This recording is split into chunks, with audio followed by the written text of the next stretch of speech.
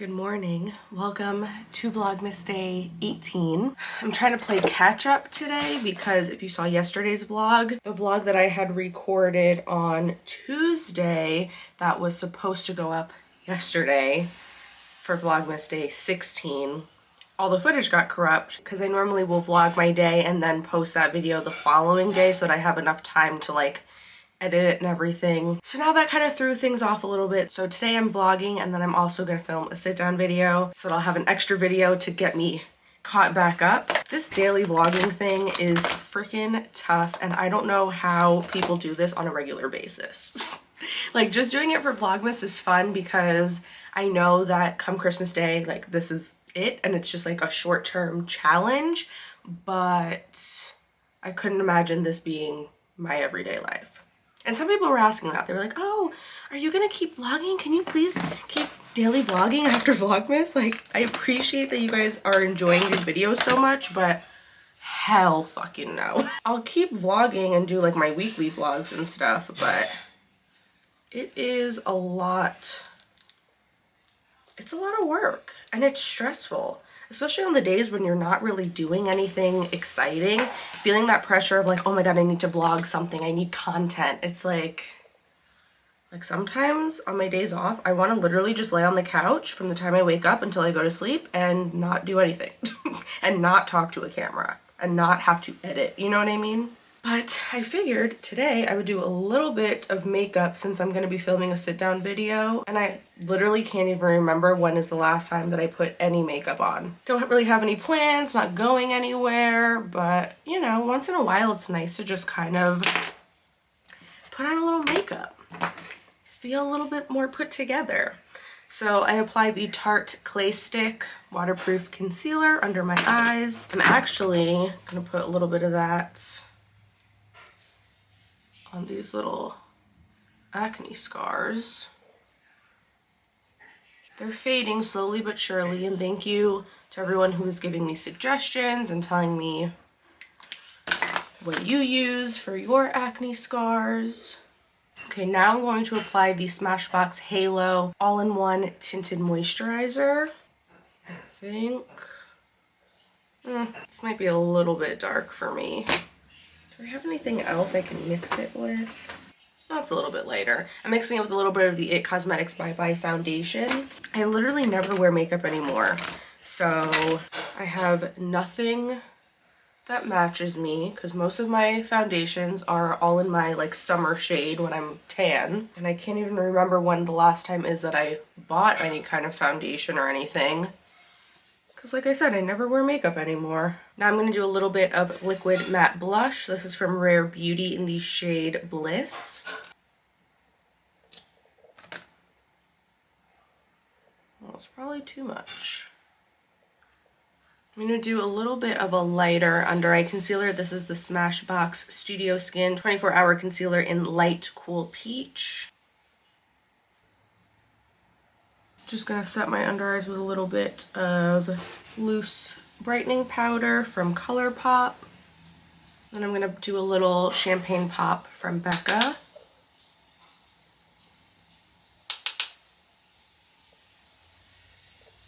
I like putting that in my inner corners too. A little bit of brow gel. This is the Maybelline Brow Fast Sculpt. I just tinted my brows with henna a few nights ago. I think that was Vlogmas Day 14, I want to say. So I'll link that in the description in case you missed it and want to see what I use and how I do them. They're already pretty dark and filled in. I just like to use a little bit of brow gel to kind of brush the hairs up and make them look a little bit more fluffy. And then I'm going to use the Charlotte Tilbury Pillow Talk.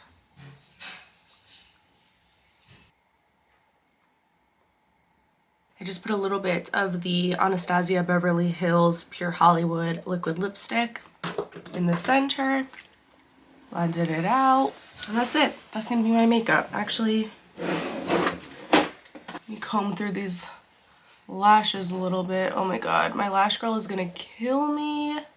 I was supposed to have a lash fill yesterday night actually, but we had a snowstorm, so we had to reschedule it. So now I'm going on 3 weeks since the last time I got a fill. This eye's not so bad, but I'm not even gonna do bronzer or anything. This is my favorite kind of makeup, and whenever I do wear any, this is pretty much all I do. The days of like a full heavy face are over for me.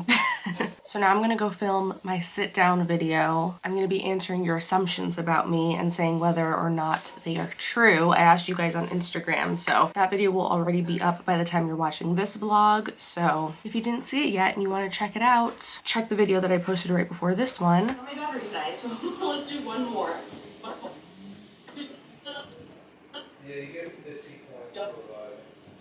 So it's a few hours later. I filmed my assumptions video. I want to say it was probably like 3 or 4 hours ago that I had started filming it. So I have like 40 minutes of footage, and I've been sitting here now for the last couple of hours just editing the video, and I was able to cut it down to about 17 minutes because I know most of you guys seem to enjoy longer videos, so I wanted to answer as many of the assumptions as I could without it getting like too long and boring. So when I'm editing, I usually will start out by just like doing a rough cut of the video first, cutting out any like long pauses, any footage that I just don't want to include in the video, so that I have like the general foundation for the video, and then I'll go back through and I'll add the final touches, like any kind of text, any images, the intro, outro, etc. And then after that's done, I will watch it from beginning to end just to make sure that everything looks good, I don't notice any mistakes. So I'm about to do that now.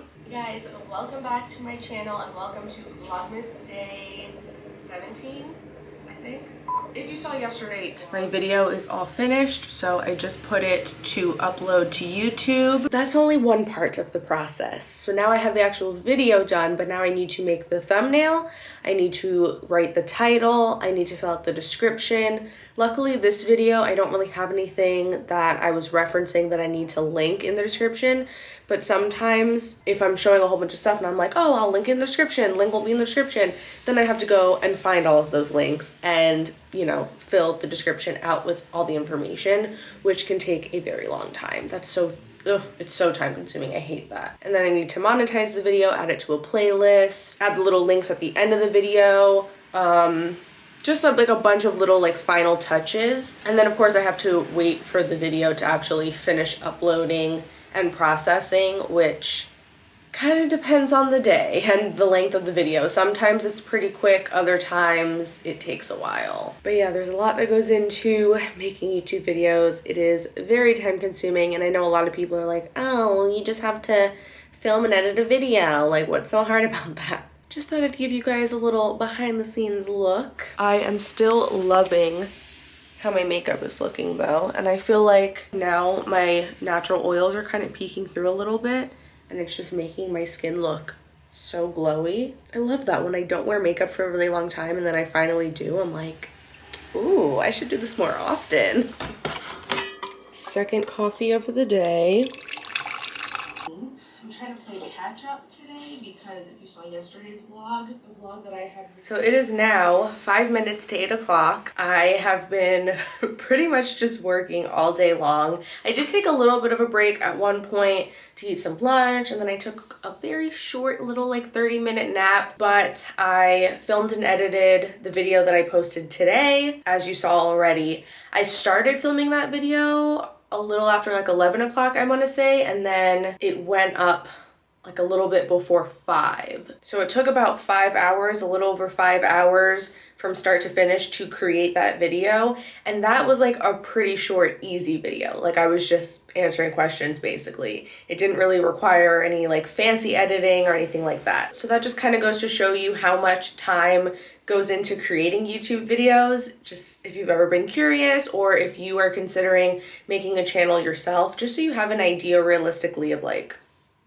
how much work it takes. So yeah, most of the day was spent doing that. And then as you just saw, I was now sitting here editing everything in this vlog up until this point. So I think I'm gonna do the questions of the day and kind of wrap up this vlog here. I'm sorry it was a little boring, but I was snowed in, and like I said, I just had a lot of work to do. So there wasn't really much to vlog or share. I've just been sitting in this chair at this desk most of the day. But I did screenshot a few questions. So at the end of each Vlogmas video, I'm answering your questions that you leave me in the comments of the previous day's vlog. So if you have a question you'd like me to answer, go ahead and leave it in the comments of this one. So the first question is from Catherine. Do you think Brazilian waxes are worth it? What are the pros and cons besides it hurting bad? Brazilian waxes are 1000% worth it. I've been getting them done now for 2.5 years. No, 3.5 years. My God. Time really is flying by. Oh my God. I had to go back to shaving during quarantine and it was awful and I never want to have to do that again. I wish I could do them myself at home. I've tried so many times, I just can't do it. Yes, it's painful, but it's really only like the first few times. As time goes on, the hair that grows back in is a lot finer and it just comes out more easily. Your skin kind of gets used to it. I would say the only con really is just the price. Like it can get kind of expensive and you do have to wait for the hair to grow back in before you can go and get your next wax. So like in the summertime, if you're someone that likes to just be hairless all the time, then it's kind of annoying because you are gonna have like a week or two where you have like that tiny little bit of hair that you're waiting to grow long enough to wax off. I definitely want to do laser hair removal at some point in the future so that I just don't have to worry about it at all anymore, but for now, waxes are definitely the way to go. Rosa asked, would you suggest a newly licensed cosmetologist to look for work at a Supercuts/Sports Clips type salon or look at a private salon? That really depends, I would say, on you personally, what you think is going to be best for you. I have never worked in a chain salon, so I can't speak from personal experience. But from what I've heard from other stylists, you get a small hourly wage and then you also get a small commission on top of that. So you're kind of limited in the amount of money that you can make there, especially because the price of the services are so low. And you also have to take everybody and do everything. And especially if color is something that you want to specialize in and you really want to practice more modern color techniques, it's a little difficult to do that at a chain salon because you have a certain time limit to do each service. And I think that you're also limited, I could be wrong, so correct me if I am, but I think when you're doing like a full head highlight, for example, I think there's a certain limit of like how many foils you're supposed to do. I'm pretty sure that's how it used to be. I don't know if it still is that way. So it can be a little bit limiting, but it is a really good option if you are somebody that is really nervous and you feel like you are coming out of school not feeling prepared enough and you want to just jump right in and have a lot of back-to-back services so that you can get as much hands-on experience as possible and not feel as much pressure about making mistakes. Because I feel like if you're in a chain salon and somebody comes in and they're paying like $12 for a haircut and you mess it up a little bit, it's not as big of a deal as if you were in a private, more upscale salon where they're paying like $50+ for a haircut. You know what I mean? So I think it definitely has its pros and cons, but I would say if you are gonna go the chain salon route, I wouldn't stay there for more than just a few months. Get your hands-on experience, get your practice, get comfortable working with clients and doing hair. But then once you figure out what it is that you want to start specializing in, then look for a private salon to work at so that you can get more focused. Victoria asked, have you ever had a client who tried not to / did not pay you for a service or tried to negotiate? How do you handle this type of situation? I have experienced this. There's 2 situations that come to mind, both of which I did story times on. So I will link both of those in the description. One of them was a hair client who I had spent all day doing her color, and then at the end of it, she was like, this is not what I asked for. This is not light enough. I'm not paying for this. And just gave me such an attitude and such a hard time. In that situation, I was still pretty new. I had been doing hair for less than a year at that point, and I wasn't as confident in myself, and I really didn't know what to do or how to handle it. Thank God my boss was there. I just had my boss step in and handle the situation. But then the second scenario, it was a lash extension client, and at that point, I had more experience, I was more confident, and I was also the only person at the salon at the time, so I didn't even have my boss to like back me up in that situation. Basically, she was scheduled for a lash fill, but she kept having to reschedule her appointment, and by the time she finally came in, it was like a week or two after she was supposed to come for her fill. So at that point, she literally had no lash extensions left, like not even a single one. I explained to her that we need to do a full set, and I was like, you are only booked for a fill, so I don't have the correct amount of time blocked out for you, but since you're my last client of the day, I will stay late and I will do the full set, but I'm gonna have to charge it as a full set. And I don't know like if she just wasn't paying attention, misunderstood what I was saying, but at the end she was like, oh, I don't get a discount? And she was, I don't know, just trying to basically say that like it was my fault that she didn't have any lash extensions left. So I just basically re-explained everything to her, and I was like, listen, I'm sorry, but I just spent X amount of time doing a full set of lashes on you. We discussed this before I began, you agreed, so I did the work, and now you have to pay for that. This is the price. Like, it is what it is. Why should I give you a discount? You know, I gave you multiple opportunities to come in on time for a fill. You didn't, so... What I do now though is I always discuss price during my consultation before I even begin a service, so that way at the end there's no surprises. If they are unhappy for whatever reason and they don't want to pay or they're asking for a discount, then I guess you have to just handle that kind of like case by case. And if they're really being unreasonable about it, the best thing to do is just call your manager or your boss over and have them handle the situation. But if somebody refuses to pay for a service that you just finished performing on them, you can call the cops. Like, that's theft. Do not ever let anybody do that to you and take advantage of you. I would say the only time that you could let somebody leave without paying is if you like completely fried their hair off. That's a different story. But if they are unhappy with something, you know, you can offer to fix things for free or just for the cost of product, you know, depending on the situation, but your time is valuable, your work is valuable. Do not let anybody try to scam you and get work done for free. Liz asked, what would you suggest to someone who is low maintenance but still wants change in regards to their hair color? Love your vlogs. Thank you so much, Liz. There are so many options, and that's actually what I specialize in. I think that's very popular right now, so a lot of stylists specialize in what we call lived-in color or low maintenance color. So anything like a balayage or like teasy lights, these are all techniques that we use so that it's very blended, like my hair, for example, which needs to be washed, so excuse that. But you see how like all of this here is my natural root color, all this dark, but it's very blended. So there's no harsh line, it's intentional. It doesn't look like, ooh girl, your roots are getting really long. You know what I mean? Like, it's all just very soft and very blended. These kinds of low maintenance colors only need to be touched up a few times a year. And I honestly have a handful of clients that I literally only do their color once a year, or some of them even will stretch it a little bit longer than that. But it's just so blended and so soft, and the placement is so intentional that they can go a really long time and it will still look good. So there's definitely tons of options, and I feel like nobody has time anymore to be coming into the salon every 4 weeks. So low maintenance color is like all the rage right now. Angelica asked, how do you feel about quarantine? Do you feel like things will truly go back to normal again? I honestly have no idea. I keep hoping that they will, but I feel like it's probably going to be kind of like 9/11, where certain things are never going to ever fully go back to how they were. Like, there's going to be a new normal, I feel like. I just feel like we already are so disconnected as a society. People do not like talking to each other anymore. Like, God forbid you have to have a face-to-face interaction with another human.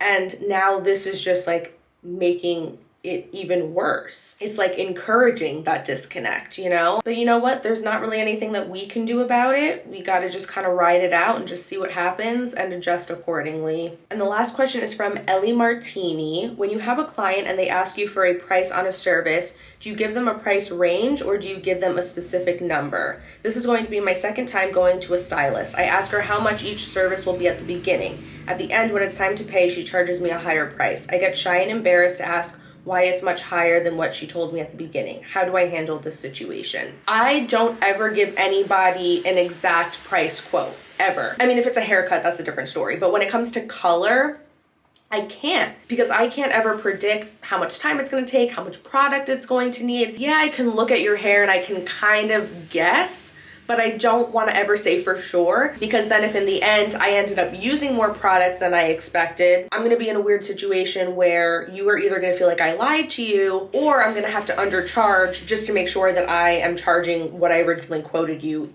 And then the salon and myself are gonna end up losing out on money. So I try to give a price estimate. I always discuss price during my consultations because I do think it's really important. I don't like for clients to be surprised at the end.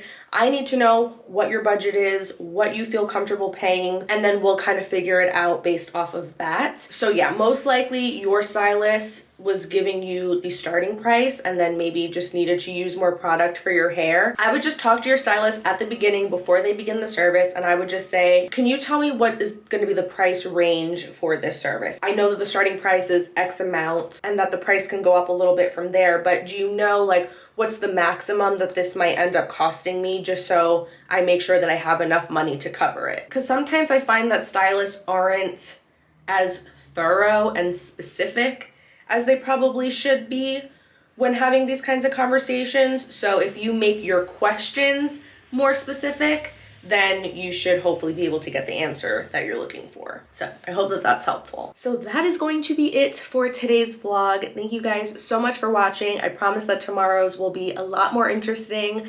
I'm gonna be working in the salon and I have, I think like 3 clients. So there'll be a little bit more salon and hair content. Don't forget, like I said, to leave any questions you have in the comments for tomorrow's vlog, and I'll see you then. Bye.